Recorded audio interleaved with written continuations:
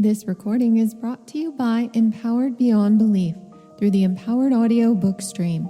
I'm Tammy Mon, certified hypnotherapist, Reiki master, shaman, NLP practitioner, and lifelong student of consciousness. I created this series because I wanted to offer something deeper than self-help, something that works on a frequency level. These are not just books to listen to, they are energetic transmissions crafted to support healing, awakening, and remembrance. Each recording is layered with intention, somatic awareness, and subconscious integration. You'll find elements of hypnosis, energy medicine, and sound resonance embedded within each word. I believe that real transformation happens not just in the mind, but in the body, in the breath, and in the field. That's why Empowered Audio exists, to meet you in that space where true change begins. You're invited to slow down, breathe deep, and receive. This is healing through resonance. This is storytelling for the soul. This is Empowered Audio. Welcome. The Art of Exploitation by Tammy Mon, June 2026. All rights reserved. Forward. I wrote this book for anyone who has ever looked back upon a relationship, opportunity, community, or promise and wondered how something that began so beautifully became so costly. My wish is not to teach you to distrust love, generosity, hope, mentorship, belonging, or opportunity. It is to help you recognize when something valuable within you has been praised, recruited, and quietly redirected towards sustaining an arrangement that no longer honors you.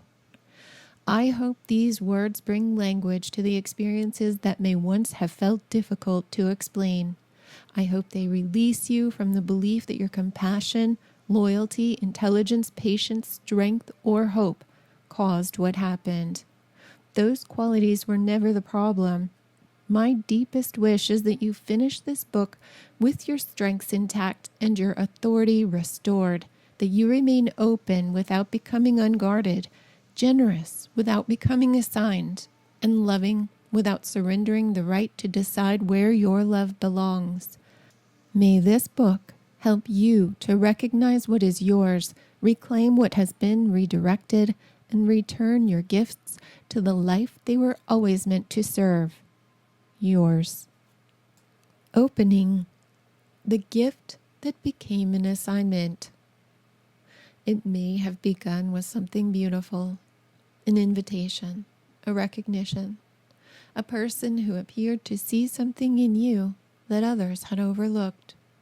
Perhaps they noticed your intelligence, warmth, discipline, generosity, or unusual ability to remain calm in difficult circumstances. Perhaps they called you gifted, special, different, strong. Maybe they opened a door. They invited you into a world that appeared more expansive than the one you had known. They offered affection, opportunity, mentorship, belonging, romance, or simply the intoxicating experience of feeling chosen. And because the beginning looked like a gift, you did not immediately recognize the moment the gift became an assignment. You did not notice when appreciation became expectation. You did not notice when being trusted became being responsible. You did not notice when access became obligation. You did not notice when your generosity stopped being something you freely expressed and became something the relationship quietly required. The change may have been so gradual that no single moment seemed serious enough to name it. A little more patience, understanding, flexibility, loyalty, or time was needed. You are still technically free to leave, disagree, refuse, or withdraw.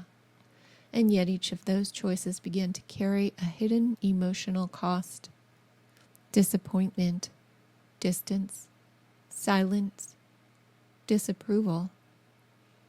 The suggestion that you had misunderstood what the relationship required, or forgotten who had opened the door for you in the first place. This is one reason exploitation can be so difficult to recognize. It does not always arrive looking like force. Sometimes it arrives looking like elevation. It does not always identify a weakness and attack it. Sometimes it identifies a strength, praises it, recruits it, and slowly redirects it toward maintaining an arrangement that benefits someone else. The sequence is often quiet: recognition, recruitment, repetition, obligation, extraction. First, something real is recognized within you. You are so understanding.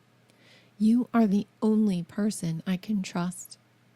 You are stronger than everyone else. You always know what to do. At first, the words feel nourishing. They may even be true. Then recognition begins to contain a hidden instruction. Because you are understanding, you should tolerate what others would not. Because you are trustworthy, you should carry what another person refuses to carry. Because you are strong, you should need less support. Because you are capable, you should solve the problem again. In neurolinguistic programming, or NLP, this is called identity level language. A request is attached to a statement about who you are. The request is no longer presented as a simple choice. It begins to feel like a test of identity. If I do not comply, am I still compassionate? If I leave, was I ever loyal? If I need help, am I truly strong?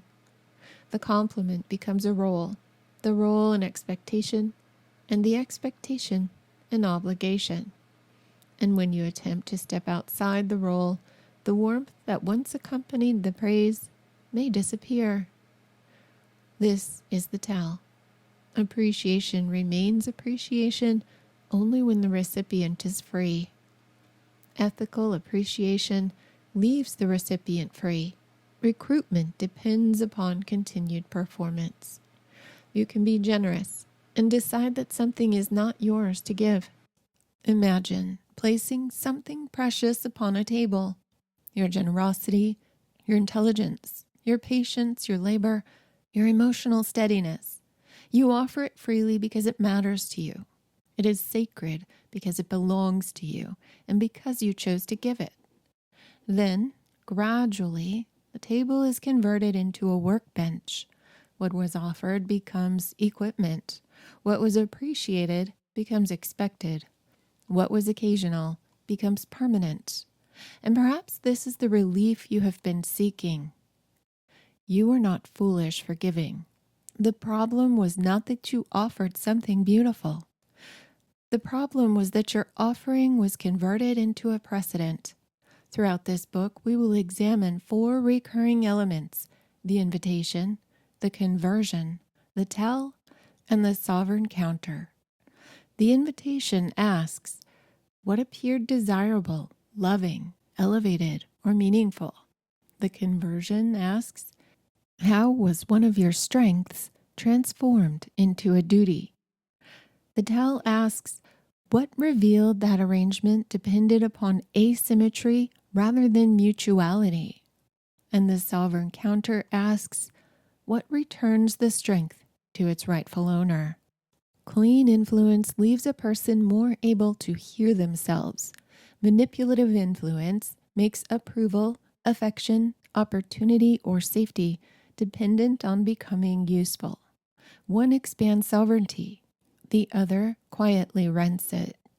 You are not here to become suspicious of generosity. You are here to make generosity sovereign again. You are not here to close every beautiful door. You are here now to recognize the difference between a door that opens into mutuality and one that closes behind you. The gift was real because it awakened something real within you. The hope, devotion, intelligence, and ability to build, nurture, perceive, endure, imagine, and love were yours. The architecture may have recruited those strengths, It did not create them. And now we begin the first and most essential question. How does something powerful within you become the very place through which exploitation enters? End of opening. Chapter 1. How strength becomes the entry point. There is an important difference between saying that strength is an entry point and understanding how strength becomes one. Strength is not inherently dangerous. Compassion does not automatically create exploitation. Loyalty does not automatically invite betrayal. Intelligence does not automatically produce confusion. Generosity does not automatically lead to depletion. A strength becomes an entry point when another person discovers how to connect that strength to access, approval, belonging, reward, identity, guilt, or fear of loss. Your strength did not cause the exploitation. Someone learned how to recruit it. Exploitation often begins with accurate recognition. The other person may truly see your capacity. They may correctly recognize that you are patient, competent, resourceful, spiritually open, emotionally perceptive, or unusually generous.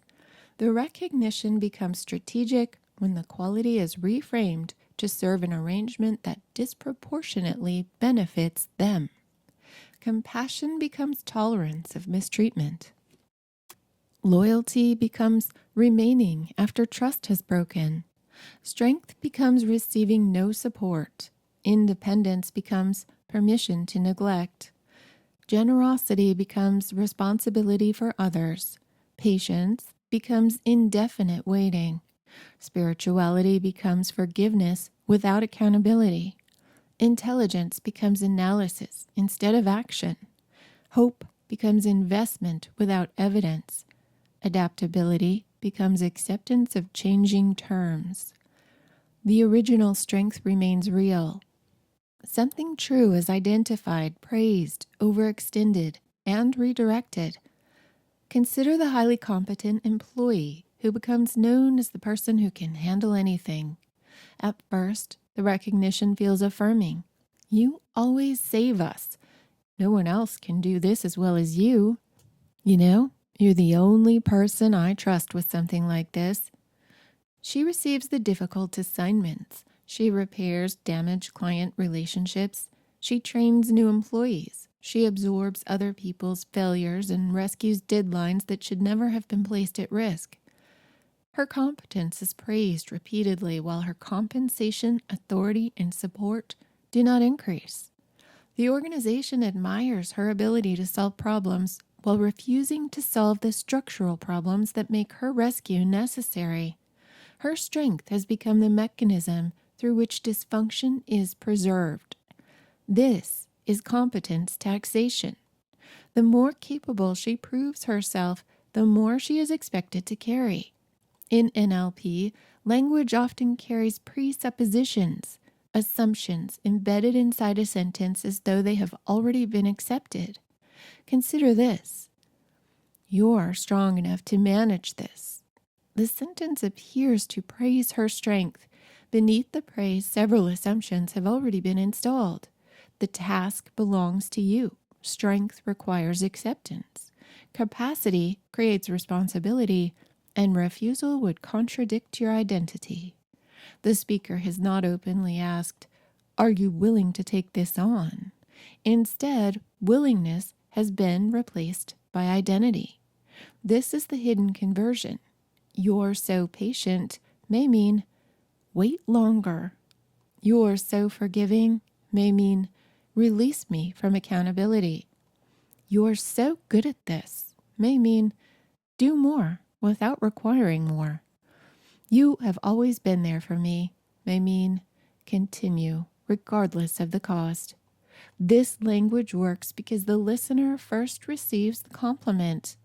The positive emotional response can make the attached request feel more acceptable before it has been consciously evaluated. The reader interrupts this pattern by extracting the concealed request. What am I being asked to do? Did I agree? Does this belong to me? Would refusal contradict my values or merely interrupt someone else's access? This is the difference between receiving praise and being programmed by praise. Ethical influence leaves the decision visible. It says, you are skilled at this. Do you have the willingness and capacity to contribute?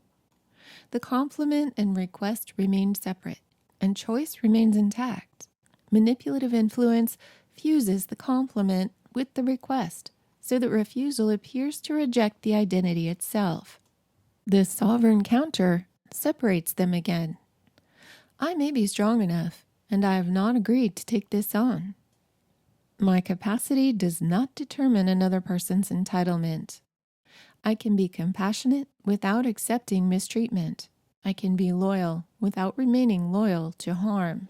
Capacity asks, can I?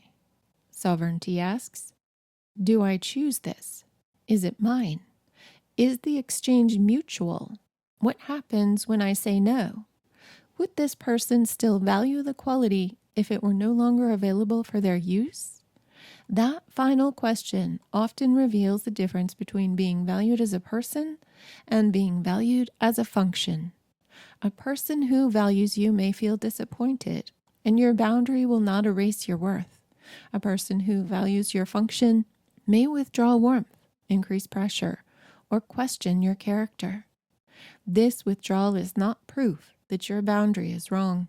It may be the first clear evidence of what the relationship was organized around. Perhaps you blamed your generosity, trust, or intelligence because you remained within an unequal arrangement. Your strength did not make you foolish.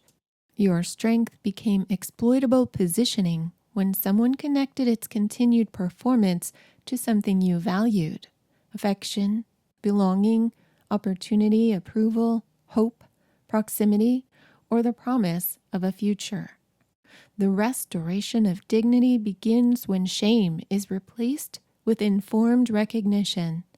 You can preserve the strength while refusing its conversion. The door does not have to be destroyed. It belongs to you. You decide when it opens. You decide what may enter. You decide what remains outside. Once strength is recruited, the next step is an agreement you never made. End of Chapter 1. Chapter 2. The Invisible Contract. Some contracts are signed at a table.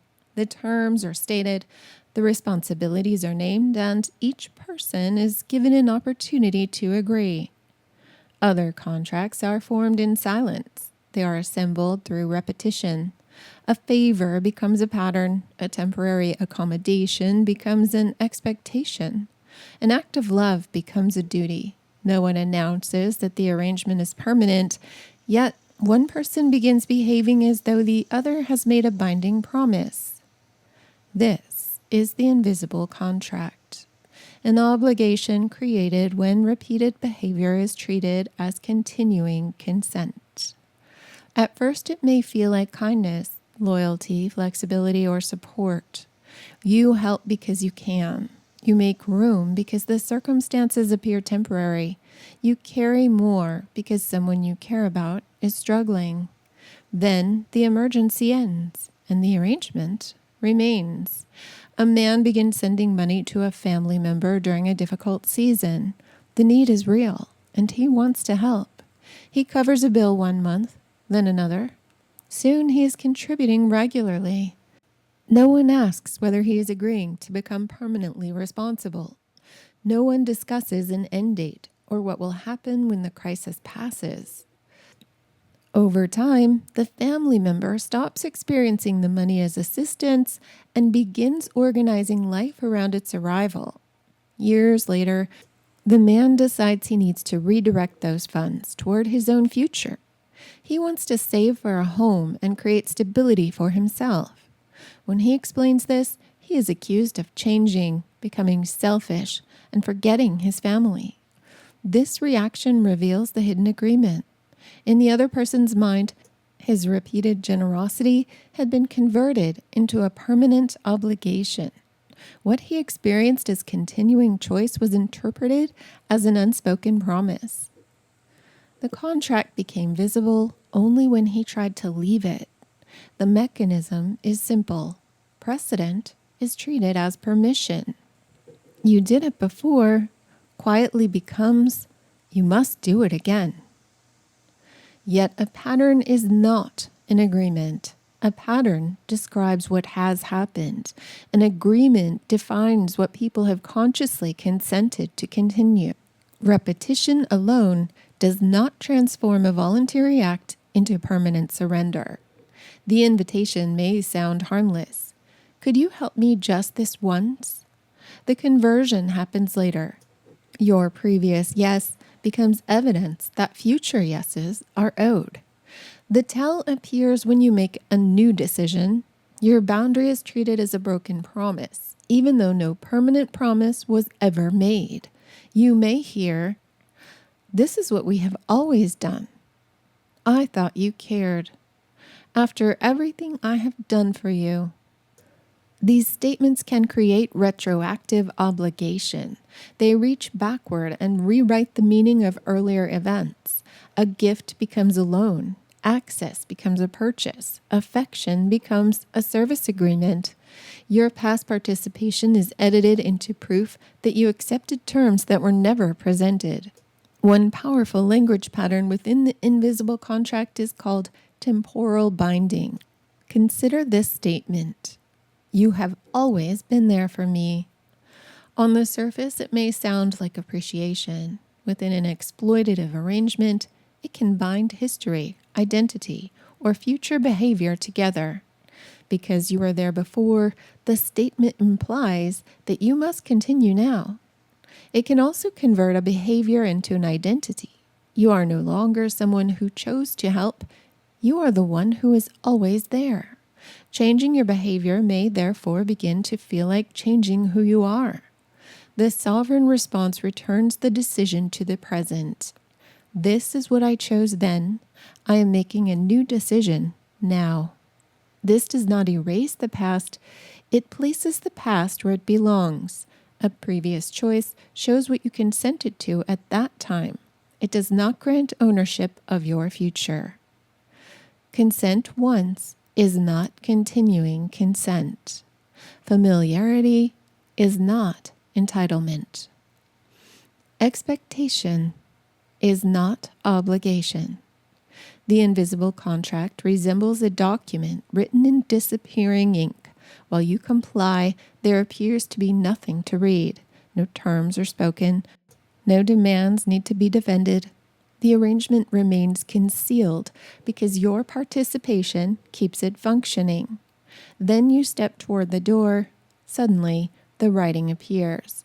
The punishment may arrive as guilt, anger, withdrawal, accusations, character attacks, or reminders of past favors.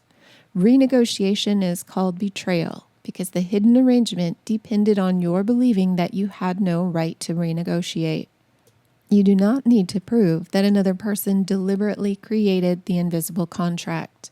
You only need to recognize when an arrangement is being treated as binding without your present consent. Your sovereign counter is, my previous participation does not remove my right to choose again. You are not breaking a promise by declining terms you never consciously accepted.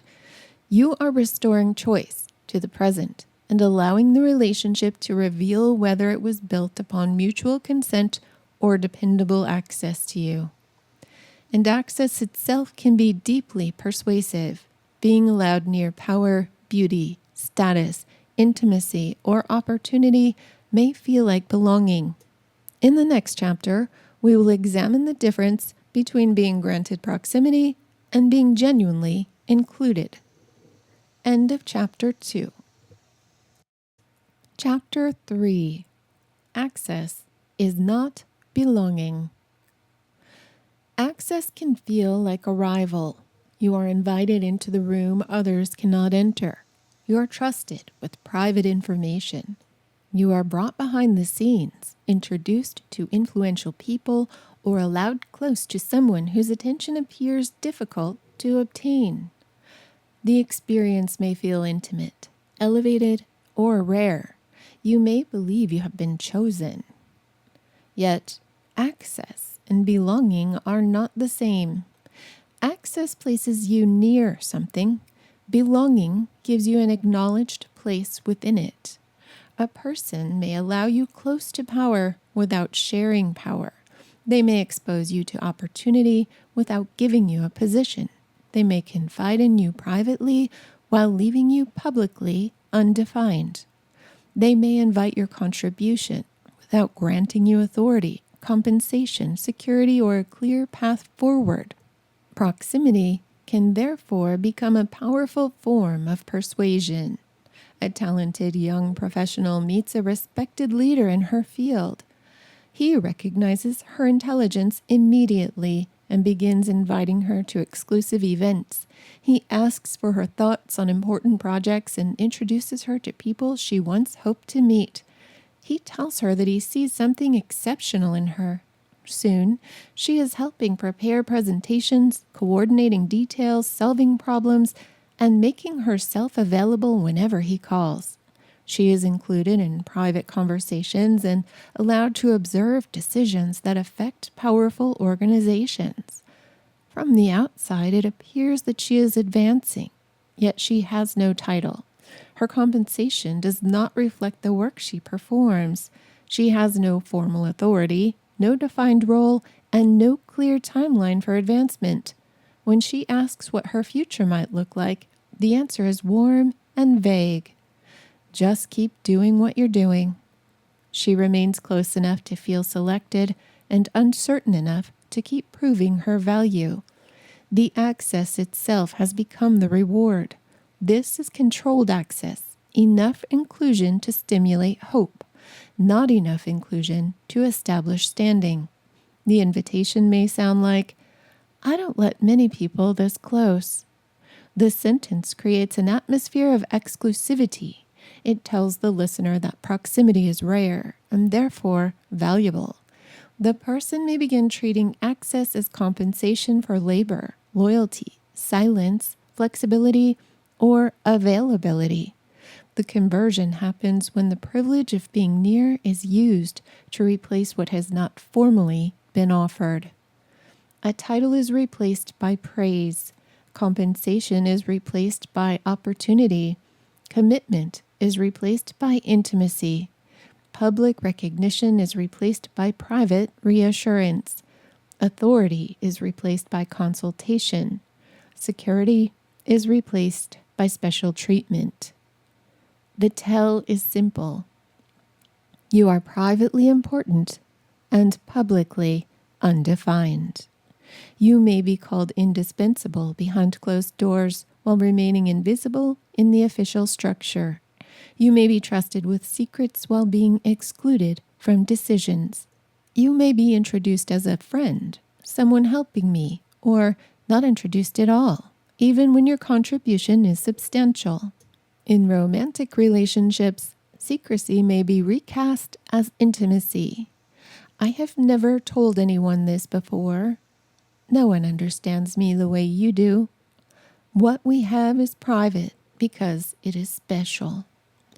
Private disclosure can create genuine closeness, yet secrecy becomes exploitative when it protects one person's freedom while denying the other person an acknowledged place.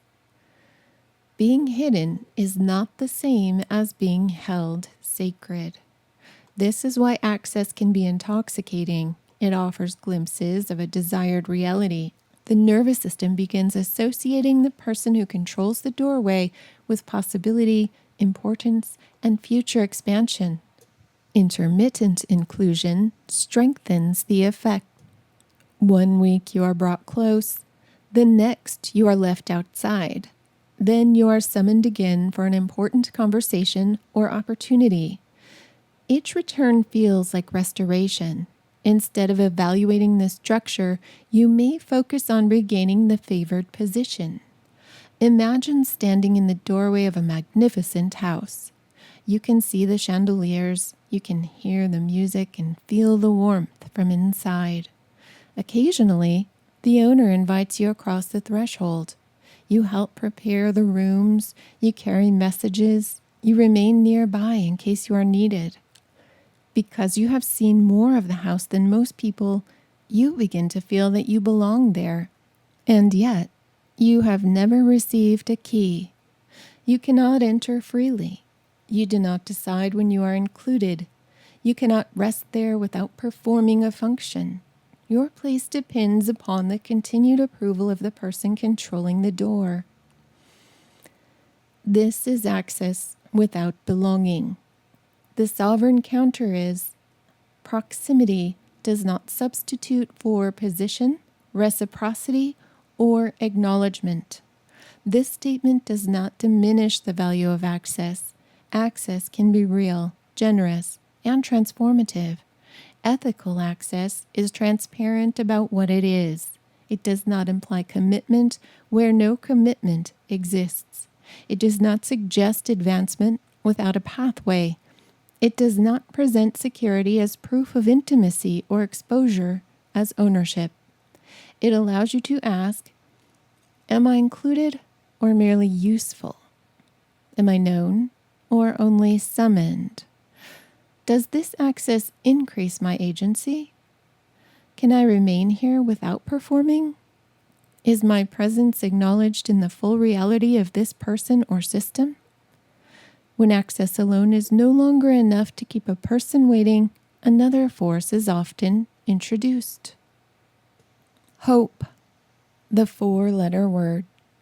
In the next chapter, we will examine how the promise of what may happen someday can keep an unequal arrangement alive long after its present reality has become clear. End of Chapter 3. Chapter 4. The Economy of Hope. Hope can be one of the most beautiful forces in human life. It allows a person to see beyond present conditions. It sustains effort through uncertainty. It makes room for healing, creation, reconciliation, and change. Yet, hope can also be used as currency. In an exploitative arrangement, one person contributes something real now. Time, labor, loyalty, patience, money, silence, forgiveness, or even emotional availability. In return, the other person offers the possibility of something later, a future commitment, a future promotion, a future repayment, a future inclusion, a future transformation. The exchange may continue for months or years because the promised future remains close enough to motivate and distant enough to avoid delivery. This is the economy of hope. A woman is involved with a romantic partner who frequently speaks about the life they may someday share. He describes trips they could take, places they might live, and the peace they will experience once the current obstacles have passed. Each time the relationship approaches a point of decision, however, a new obstacle appears. Work is overwhelming. Family circumstances are complicated. The timing is wrong. He needs to heal. Money is uncertain. Stress is too high. She understands each explanation because every explanation sounds temporary. She waits through one season, then another. When she begins to pull away, they have a meaningful conversation. He becomes vulnerable. He tells her how important she is and how clearly he can see a future with her. Hope returns. The emotional connection feels renewed, yet the structure of the relationship remains unchanged. She is not living inside the promised relationship. She is financing it with time and energy. The invitation is compelling. I can see a future with you. The sentence may be sincere. A person can genuinely imagine a future and still be unwilling or unable to create it. The manipulation begins when the imagined future is used to justify present deprivation. You are asked to accept secrecy because someday the relationship may be public. You tolerate underpayment because advancement is supposedly coming. You continue providing labor because recognition is just ahead. You remain patient because healing is almost complete. The future becomes a substitute for what is missing now. This does not mean that every delay is exploitative. Real life contains obstacles. Plans change. Healing takes time. Ethical relationships can endure uncertainty. The distinction is movement. Hope supported by movement contains evidence. There are actions, decisions, shared risks, honest limitations, and measurable changes. Hope sustained by possibility alone depends upon imagination. Hope used to secure further investment is repeatedly renewed at the precise moment the other person might stop contributing. This is where intermittent reinforcement becomes powerful. A reward that arrives unpredictably can hold attention more strongly than one that arrives consistently. The person never knows when warmth, recognition, intimacy, inclusion, or progress will return. A long period of disappointment may be interrupted by a beautiful evening, a meaningful apology, a small payment, an invitation, or a promise. The reward does not need to resolve the arrangement. It only needs to restore hope. This creates an emotional reset without structural change. The person feels as though something important has happened because the emotional atmosphere has shifted. The conversation was deep. The apology felt sincere. The connection returned. Yet afterward, the same conditions continue. This is future pacing without commitment. Future pacing is a language process that invites a person to imagine and emotionally experience a future before it exists. Imagine how wonderful it will be when we finally have our own place. Think of everything we will build together. Soon, people will recognize what you have contributed. The listener may begin feeling future in the present. The body experiences relief, belonging, success, or security, as though movement has already occurred. Yet no actions, timeline, accountability, or shared risk may have been established. The future has been emotionally installed without being practically constructed. Hope then becomes like a beautiful currency that can be printed without reserves. The words appear valuable. They inspire feeling. They may be exchanged for enormous amounts of patience and labor, yet nothing tangible backs them. The sovereign response is, I will evaluate the life being created in the present, not only the future being described. This does not require rejecting hope. It requires examining what supports it.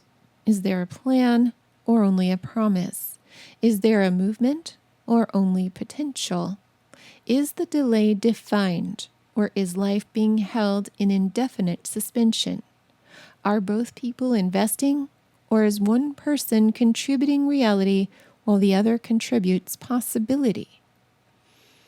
You are then allowed to stop purchasing the future with your present life. Hope may keep a person investing. Confusion keeps them from accurately calculating what that investment is actually costing. In the next chapter, we will examine how contradiction, ambiguity, and shifting explanations can cloud perception and make even an unequal arrangement difficult to measure. End of Chapter 4. Chapter 5. Confusion as a management system. There is a particular kind of confusion that does not disappear when more information is gathered. It expands. Every conversation produces another explanation. Every contradiction arrives with context. Every withdrawal can be linked to stress, fear, timing, childhood responsibility, pressure, or circumstances that no compassionate person would want to dismiss. Nothing is entirely clear, and nothing is ever clear enough to act upon. The intelligent person often assumes this means further understanding is required. She listens more carefully. He reviews earlier conversations. She searches for the missing piece that will make the present arrangement coherent. Perhaps the words were misunderstood. Perhaps the affection was genuine, even if the behavior did not support it. Perhaps the promise was sincere when it was made. Perhaps the rules changed because the situation changed. Perhaps the person is private, conflicted, wounded, overwhelmed, frightened, or simply unable to communicate what they feel. Any of these explanations may be possible. The question is not whether an explanation can be found. The question is what the continual search for explanation is doing to your ability to decide. Confusion can be an unfortunate result of two people struggling to understand one another. Human beings are complex. Feelings change. Language is imperfect. Ethical communication does not require flawless certainty. And ethical uncertainty moves toward greater mutual understanding. It does not repeatedly preserve one person's access while disabling the other person's judgment. When confusion continually delays your decisions while allowing another person to continue receiving your labor, loyalty, attention, patience, secrecy, money, emotional availability, or intimate access, the confusion is no longer merely surrounding the arrangement. It is helping to manage it. Imagine a maze whose pathways move each time you approach the center. You follow one passage because you are told it leads toward commitment. When you reach the end, you are told that commitment was never the subject. You turn toward another path because the person has behaved with unmistakable intimacy. When you name the intimacy, they redefine it as a friendship, affection, chemistry, concern, or a moment that should not be given so much meaning. You point to what was implied. They answer only what was literally said. You point to what was said. They explain that you have ignored the context. You discuss the context. They focus on your tone. You soften your tone. They become affectionate, overwhelmed, injured, unavailable, or suddenly eager to discuss something else. The center remains closed, and you remain inside the maze. This is the difference between complexity and engineered ambiguity. Complexity contains many truths. Engineered ambiguity continually prevents those truths from becoming usable. It appears in words that contradict behavior, warmth followed by unexplained withdrawal, rules that change after compliance, questions answered narrowly enough to preserve deniability, conversations that seem emotionally significant and later become not that serious. The NLP mechanism beneath this is ambiguity that recruits internal meaning-making. When the language remains incomplete, the listener instinctively fills the missing spaces. The mind dislikes an unfinished pattern. It searches memory, emotion, hope, and context for a plausible completion. You know what you mean to me may be interpreted as love. Things will be different soon may be interpreted as a plan. I cannot imagine my life without you may be interpreted as commitment.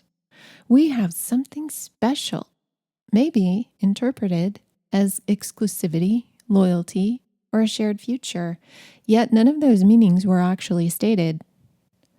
The listener supplies the substance. The speaker receives the benefit. This allows a person to evoke devotion without defining the relationship, imply a future without constructing one, and create emotional significance without accepting responsibilities normally attached to that significance. When questioned later, They may retreat to the literal wording. I never promised you that. Technically, perhaps they did not. They only repeatedly placed the listener in a state where that conclusion was natural. That is the tell. The meaning is vivid when it secures your investment and suddenly vague when it requires their accountability. The invitation is, it is complicated. The conversion occurs when complexity becomes a reason that no conclusion may ever be reached. The tell is that every attempt at clarity generates more material to analyze. The sovereign counter is, I do not need a complete explanation in order to respond to a consistent effect. This sentence returns authority to the observable pattern. It asks simpler questions. What happens repeatedly? Who benefits from the uncertainty? What decisions have I postponed while trying to understand? What access has remained open because I believed one final conversation would resolve everything? Reflection leads toward recognition. Rumination circles the same locked center. Understanding another person can deepen compassion. Surrendering your judgment in order to maintain that compassion is something else entirely. You may never receive the explanation that makes every piece fit. You may never learn whether the contradictions were calculated, unconscious, defensive, convenient, or simply permitted to continue because they worked. Clarity may arrive another way. It may arrive when you stop asking only, what does this mean? And begin asking, what does this pattern do? And when the maze begins to lose its power, when you stop pursuing its moving pathways and turn toward the exit, the arrangement may shift again. The person seeking clarity may suddenly be described as cruel. The person requesting reciprocity may be called selfish. The person responding to a pattern may be accused of causing the harm. Confusion managed the arrangement for as long as confusion could. When confusion no longer works, the moral frame may be reversed. End of Chapter 6. Chapter 6.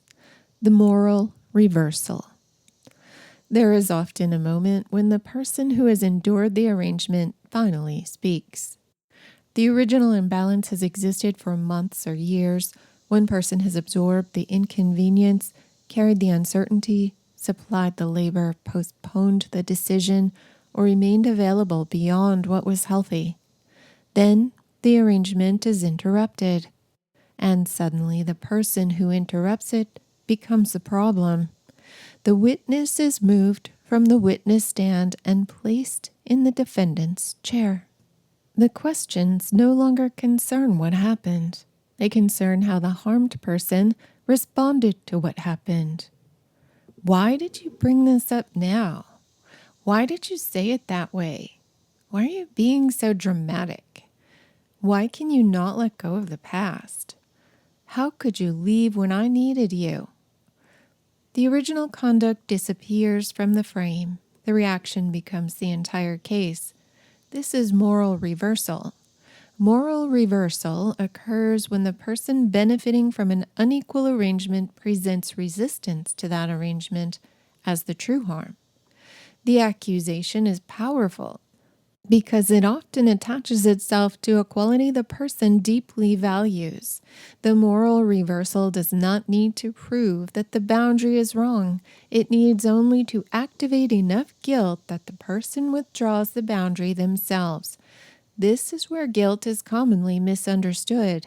Guilt can arise because you have violated your values. And guilt can also arise because you have violated a role. If your role has been to answer every call, silence will feel wrong before it feels peaceful. If your role has been to absorb the disappointment, allowing someone else to feel disappointed may feel cruel. If your role has been to repair every rupture, leaving one unrepaired may feel like a failure. The feeling is real. The conclusion may not be. Guilt is an internal signal. It is not an infallible moral authority. Sometimes it indicates wrongdoing. Sometimes it indicates that an old system is losing access to the version of you who sustained it. Consider Carrie, who has spent years serving as the emergency contact for her friend Kim. The calls arrive during meals, work, sleep, family time, and periods of personal difficulty for Carrie. Carrie offers comfort, research, advice, transportation, money, introductions, and emotional stabilization. The relationship is described as close, yet the closeness is most visible when Kim is in crisis. When Carrie needs support, the responses are shorter. The timing is inconvenient, the subject changes. Kim may offer sympathy, but it's rarely what Carrie really needs, the presence she expects. And eventually, Carrie says to Kim, "I care about you, and I can no longer remain constantly available for crisis calls." Carrie does not talk about the years of one-sided access. Instead, the courtroom opens. "I cannot believe you would say this while I'm going through so much," Kim says. "You know I have no one else. I thought you cared about me. You have changed. You could have said this much more kindly." Kim sees the timing. Kim sees the tone used. Kim sees the wording. But the depletion that made the boundary necessary, Kim does not see. Carrie is now on trial for ending the depletion. One mechanism operating here resembles Darvo-like reversal. The original concern is denied, minimized, or displaced. The person raising the concern is attacked, and the roles of the harmed person and the offender are suddenly reversed. Not every distressed reaction is calculated. A person may genuinely experience the loss of unlimited access as abandonment. Their fear may be sincere. Their pain may be real. And sincerity does not determine fairness. Someone can feel harmed by your boundary because your boundary ends a benefit they had come to depend on. That does not mean the boundary caused the original harm. It may mean the boundary revealed the dependency. This is the distinction between discomfort and harm. Discomfort says, "I do not like this change." Harm says, "Something unjust is being done to me." The two are not interchangeable. The boundary may cause disappointment, inconvenience, grief, anger, or fear. Those feelings deserve humane recognition. They do not automatically prove that the boundary is cruel. Ethical influence can express disappointment without turning disappointment into evidence of wrongdoing. Ethical influence may say, "I am upset, and I understand that you need this limit. I wish your decision were different, and I respect that it is yours. This will be difficult for me, and I do not want my difficulty to become pressure on you." That is emotional honesty without moral capture. Exploitative pressure moves differently. It converts distress into instruction. The NLP structure often appears as a false choice. Either you love me or you leave me when I need you. Either you forgive me or you are holding a grudge. Either you trust me or you are insecure. Either you help or you are selfish. Either you stay or everything we had meant nothing. A false choice structure removes the full range of possible meanings and presents only two polarized conclusions, one morally acceptable and one morally condemning. The person is not invited to decide. They are invited to avoid the identity accusation. The sovereign response restores the missing possibilities. I can care about you and decline this role. I can forgive you and choose not to restore access. I can understand your pain and still respond to the pattern. I can wish you well and leave. I can be compassionate without complying. This is not emotional coldness. It is a refusal to let language collapse a complex moral reality into a forced binary. The invitation is, I thought you cared about me. The conversion occurs when care is defined as continued access without meaningful limits. The tell is that the conversation centers on your refusal rather than the conditions that made the refusal necessary. The sovereign counter is, I do care, and my care does not require my continued participation in my own harm. This distinction protects both compassion and judgment. Compassion recognizes another person's feelings. Compliance turns those feelings into commands. Forgiveness releases your obligation to carry the offense forever. Restored access is a separate decision. Accountability names what occurred and allows consequences to follow. Punishment seeks suffering for its own sake. A boundary consequence is not punishment merely because someone dislikes it. If trust has been damaged, reduced access may be a consequence. If money has not been repaid, future lending may end. If privacy has been violated, information may no longer be shared. If repeated crises have consumed the relationship, availability may become limited. The consequence belongs to the pattern. Naming it does not create the pattern. A deeper sovereignty becomes possible when you can say, another person's upset can be real without becoming my moral instruction. You do not have to deny their pain. You do not have to call them manipulative. You do not have to become hard. You can allow their feelings to remain theirs while your decision remains yours. And even after the moral reversal is recognized, another attachment may remain. You may still believe you need the other person to understand. You may wait for an admission, an apology, an explanation, or one final agreement that confirms you are right to leave.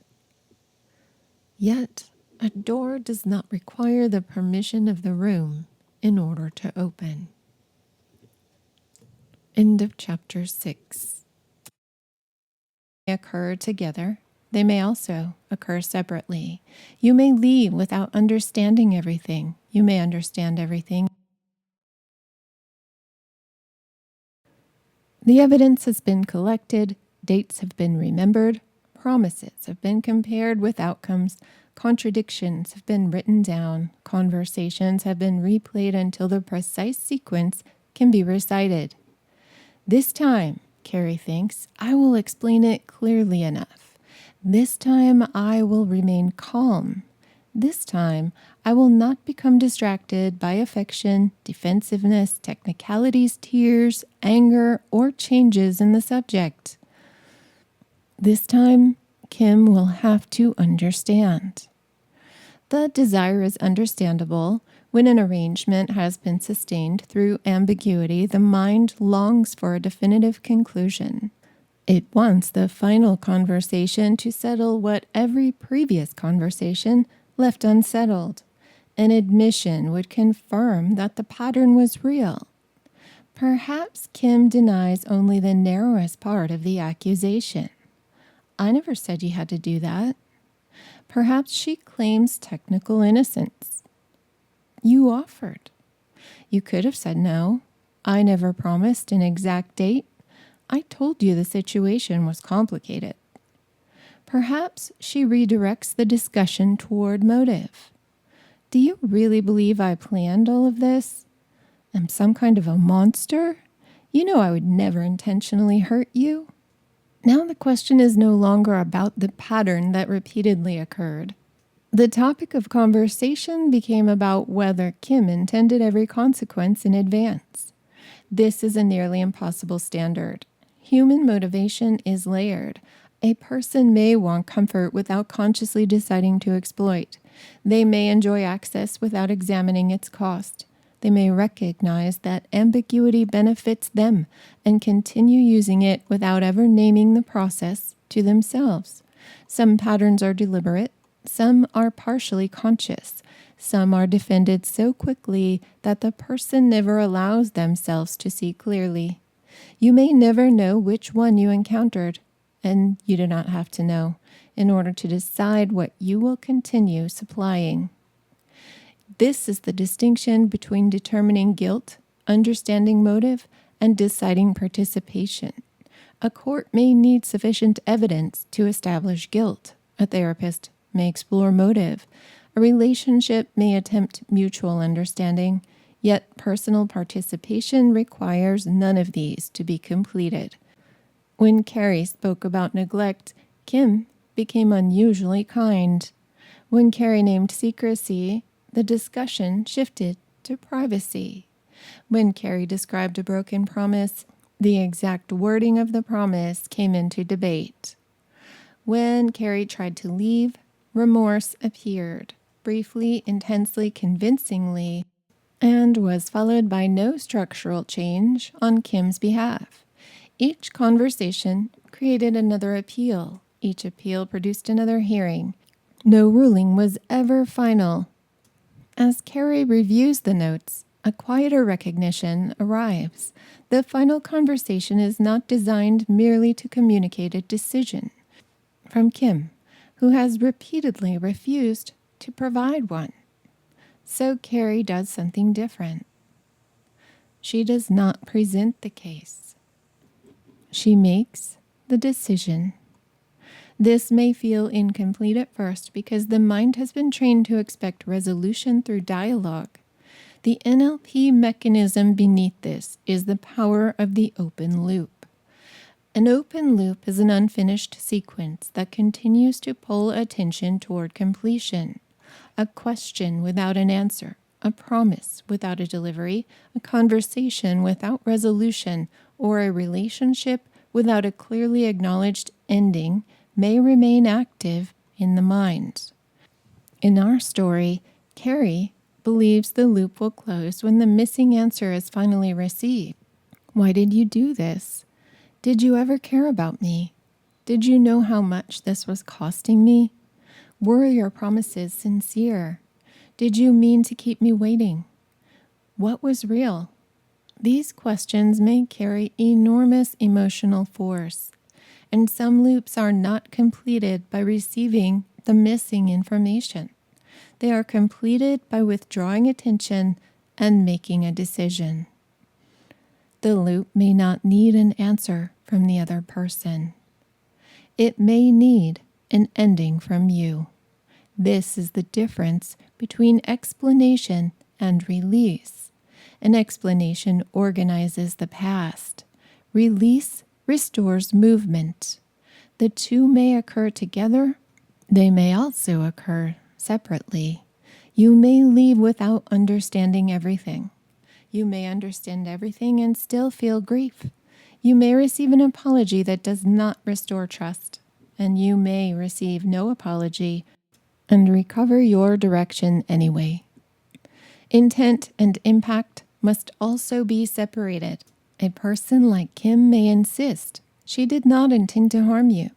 That may be true. Yet repeated impact remains relevant even when harmful intent cannot be proven. A door that repeatedly closes on your hand does not become safe because the mechanism lacks malice. You do not have to hate the door. You do not have to prove the door wanted to hurt you. You may simply stop placing your hand in the door. The invitation from Kim is, at least let me explain. The conversion occurs when your decision is reopened and returned to negotiation. Kim could say, I regret my impact, even though my intention was different. Or, we remember this differently, and I accept your right to leave. Or, I would like to explain, and I respect that your decision is not contingent upon my explanation. Ethical closure does not require agreement as the price of release. It does not turn departure into an endless appeal process. It understands that two people may hold different interpretations and that either person retains the right to end participation. There is a quiet power in leaving without a dramatic victory. No confession, no audience, no final message to capture every contradiction. Kim may continue believing her version. She may describe you unfairly. She may remember only your departure and not the conditions that preceded it. Freedom does not always arrive with vindication. Sometimes it arrives as the moment you stop arguing your way toward a door that was never locked. You gather your attention, you reclaim your decision, and you leave the courtroom where the verdict has been permanently postponed. And you walk back into your own life. Departure ends the supply to the arrangement. Reclamation begins when the qualities once recruited into sustaining it, your compassion, your loyalty, intelligence, hope, patience, strength, and capacity for love, are returned to their rightful purpose. The aim is not to become closed. It is to become unavailable for misuse. End of Chapter 7. Chapter 8. Reclaiming the strengths they recruited. After exploitation, it can seem safer to become less generous, less available, less trusting, less hopeful, less open. This is understandable. When someone has entered your house through a door opened in good faith, you may want to seal every entrance. Yet the door was not the source of violation. The loss of your authority over access was. The rooms within your house do not need to be destroyed. Compassion, generosity, loyalty, hope, intelligence, spirituality, adaptability, and strength are still yours. What must be recovered are the keys. The answer to exploited generosity is not permanent withholding. It is generosity restored to choice, proportion, reciprocity, and discernment. Compassion includes the self. Compassion that extends endlessly outward while excluding the person who carries it has been divided against its source. It recognizes everyone's pain except your own. It understands every limitation except the limits of your body, your time, your energy, and your life. Reclaimed compassion says, your pain matters, and mine does too. Loyalty answers to truth. Loyalty is not a promise to remain unchanged in the presence of new information. It does not require allegiance to secrecy, neglect, dishonesty, or harm. Reclaimed loyalty is faithful to what is real. It may honor what once existed without pretending it still exists. It may remember love and still leave. Strength permits support.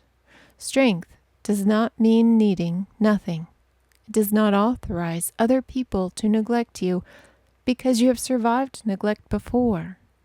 Reclaimed strength does not prove itself through endless endurance. It allows the strong person to receive rest, refuge, and to be carried sometimes. Generosity remains voluntary. A gift ceases to function as a gift when it becomes an assignment. The moment generosity is presumed, demanded, extracted through guilt, or treated as proof of love, the giver's authorship begins to disappear. Reclaimed generosity is alive because no remains possible. Your yes has meaning because it is not compulsory. Patience includes time limits. Patience can create room for growth, healing, learning, and repair. And patience without boundaries can become an unlimited waiting room in which your life is repeatedly postponed. Reclaimed patience observes movement. It does not confuse elapsed time with progress. Spirituality permits accountability. Forgiveness does not require denial. Compassion does not dissolve consequence. A spiritual interpretation that asks the harmed person to transcend the truth while allowing the harmful pattern to continue is not liberation. It is bypass. Reclaimed spirituality can bless and discern. It can release hatred without reopening the door. Intelligence serves decision. An intelligent mind can produce explanations for almost any contradiction. It can understand history, trauma, attachment, context, motive, pressure, and complexity. Yet, intelligence was never meant to become a courtroom in which action is permanently postponed. Reclaimed intelligence gathers information and then allows the person to choose. It does not require every mystery to be solved before the pattern becomes usable. Hope responds to evidence. Hope is powerful when it meets movement. It becomes expensive when possibility alone is repeatedly used to secure further investment. Reclaimed hope remains open to transformation and consults what is actually changing. It does not demand that the future compensate indefinitely for the present. Adaptability does not erase standards. You may adjust to circumstances without allowing the circumstances to redefine what you are permitted to need. You may be flexible without becoming formless. You may understand exceptions without living inside an arrangement composed entirely of exceptions. This is discernment rather than suspicion. Suspicion assumes danger everywhere. Discernment observes what is present. Suspicion closes every room. Discernment decides who receives a key. A woman who once rescued everyone begins practicing selective generosity. She still helps. She still offers warmth. She still knows how to sit beside another person in pain without rushing away. Yet now she pauses before stepping into a role. She asks whether the problem is actually hers to carry. She notices whether the other person participates in their own solution. She observes what happens when she offers part of what is requested rather than all of it. She watches how the person responds to delay, limitation, disagreement, and no. She listens for whether her personhood is valued when she is not producing comfort, labor, access, or rescue. Her compassion becomes cleaner, not smaller. She has not become cold. She has stopped confusing warmth with unguarded access. An internal protocol begins to form. Is this mine to give? Do I freely choose it? Is the request proportionate? What happens when I say no? Is my personhood valued apart from my contribution? Does this exchange leave both parties more capable?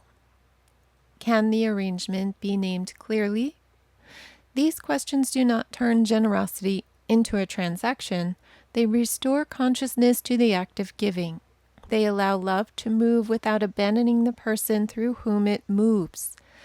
The invitation may still sound flattering. You have so much to give. The conversion occurs when abundance is treated as permission for other people to determine where it goes. The tell is that the relationship values your output more than your agency. The sovereign counter is, what I possess remains mine to direct. This is identity reclamation. The reclaimed identity returns the verb of choice. I am a generous person who chooses where my generosity belongs. I am strong enough to offer support and strong enough to require it. I am loyal to people and I am loyal to truth. I am hopeful and my hope is allowed to respond to evidence. I am compassionate and my compassion includes me. The strength remains. Authority returns. This is also the line between benevolent influence and control. Benevolent influence strengthens another person's authorship. It offers wisdom without demanding obedience. It offers opportunity without creating debt. It offers encouragement without assigning identity. It says, I see something beautiful in you, without adding, therefore it belongs to me. It leaves the person more capable of hearing themselves. Control may also use praise, guidance, opportunity, intimacy, or spiritual language, yet it directs those things toward capture. Benevolent influence opens a door. Control quietly takes possession of the key. Sovereignty is not isolation. Boundaries are not emotional closure. You do not have to become inaccessible to become internally governed. You may love deeply. You may give generously. You may believe in people. You may remain tender, spiritual, creative, adaptable, intelligent, patient, and warm. And now the keys remain in your hand. You decide which rooms to open. You decide for whom. You decide for how long. You decide under what conditions the door remains open. The goal was never to become less loving so that no one could exploit your love. The goal was to become the one who determines where your love is placed. End of chapter 8. Closing. What is freely given remains yours. Something precious may have been spent. Years, labor, love, patience, trust, opportunity, creative energy, emotional strength. You may look back and see what another person received while you were waiting for the arrangement to become what it appeared capable of becoming. This book does not ask you to pretend there was no cost. Time cannot always be returned. Energy may require restoration. Trust may need to be rebuilt slowly. Some opportunities may have passed. Learning does not require you to deny the loss, and learning is different from turning the loss into evidence against yourself. You were not foolish because you loved. You were not weak because you hoped. You were not defective because you tried to understand. Someone may have benefited from your compassion. They did not invent it. Someone may have consumed your patience, but they did not create it. Someone may have relied upon your intelligence, beauty, labor, access, loyalty, generosity, or hope. But they do not own the source from which those gifts came. What you freely gave does not become another person's permanent entitlement. The river may have been diverted into someone else's system. Its water may have powered machinery you did not consciously agree to sustain. It may have been dammed, redirected, named, measured, and treated as though it existed for the structure built around it.